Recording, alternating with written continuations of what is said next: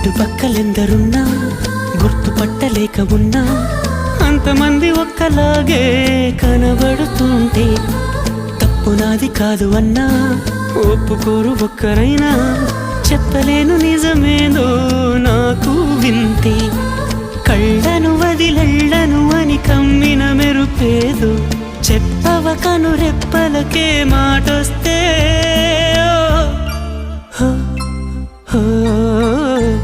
నేనుగా లేని నిన్న మొన్నలా లేనిపోని ఊహల్లో ఏమిటో ఇలా